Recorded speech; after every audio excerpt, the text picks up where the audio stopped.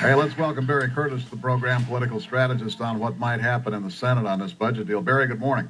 Good morning. It's a pleasure to be here. Good to have you with us. Man, it was a pretty wide margin this thing passed in the House. And I'm hearing via Fox News this morning, they're pretty optimistic, apparently, in the Senate that it'll pass as well. What do you think?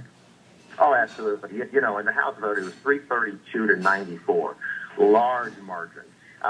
So it's passed in the House. When it goes to the Senate, it's probably going to go to vote cloture this morning. And vote for cloture is a fancy term, means we're going to end debate and actually vote on it. Yeah. And you need 60 votes for that. We've already got a couple of Republicans, John McCain of Arizona, Orrin Hatch of Utah, indicating they'll vote for cloture to end debate to actually vote on the bill.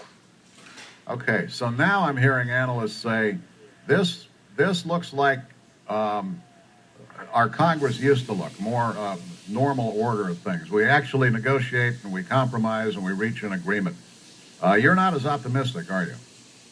Well, it's two things, actually. First, we've got to look at the motives of our congressional members. Right. And this is probably more about political expediency than it is about virtue. Look, you know, guys, Congress has an approval rating of 11%. Right. 11%. When you get down to 11%, the only people voting for you are paid political consultants and people in your last will and testament. That's about it at 11%. So they understood this government shutdown in October was horrific for both sides, more so the Republicans and Democrats, but we blamed everybody. This 2-year agreement will virtually guarantee there'll be no government shutdown, at least over budgetary issues. And the second point I want to make is what's really, though, hopeful is the framework in which this happened. You've got the budgetary chairman in the House, Paul Ryan, Republican from Wisconsin, and the budgetary chairperson in the Senate, Patty Murray of Washington, the Democrat, got together with a few aides in closed-door meetings and hashed it out without involvement from the president or outside groups. And that's hopeful. That's a good model, perhaps, to build something on. Well, the taxpayers are getting screwed out of the deal, but yeah, it's good for those guys. The political backside of this, though, is something that may play out here in Omaha. Lee Terry is going to vote for this budget. He has a primary challenge, a guy named Dan Fry, who's not a doorknob.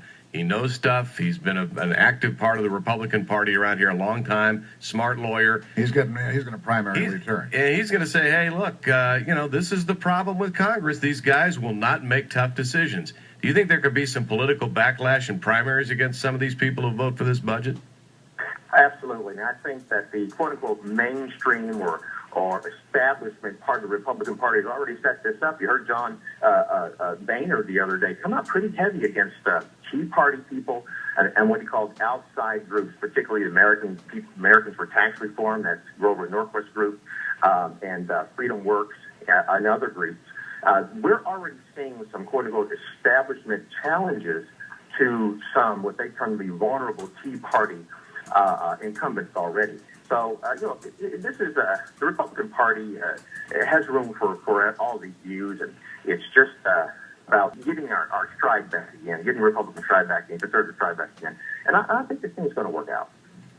Well, I'll tell you what, the two factions, the two main factions, I guess there are more than two, but the two big factions in a Republican Party, they better figure it out because they've got an opportunity here, you know? And if they just want to throw stuff at each other all the way through these next two elections, they could lose. You got it. And part of this budgetary process, which is a 2-year process, was meant to remove the limelight or spotlight off the budgetary issues and keep it basically on where Republicans want it to be, which is on Obamacare, which is on Benghazi, which is on the IRS and the NSA, because according to these polls, the president's poll numbers are thinking the Republicans know they're getting home on these issues. That's where they want the spotlight, and that's part of Paul Ryan's strategy on this. He's basically delaying all of the tough decisions until he gets enough people in the United States House and Senate to pass the bills. Absolutely. And, remember that nuclear auction a few weeks back in which the Senate changed from cloture as far as certain presidential nominees from 60 to 50, 51 simple majority.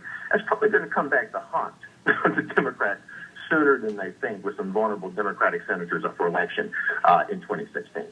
Oh. Well, we'll see. That vote's probably coming there. They're going to go for cloture this morning, right, Barry? That's correct. Probably before 12 Eastern time, 12 noon Eastern time, there'll probably be a vote for cloture. And then they're done, right? When they do this deal, that's pretty much it for the year, right? Yeah, they're going to get this to the president's desk because he's going out of town to Hawaii for 2 weeks, and Congress is trying to close this thing up and go to recess before Friday.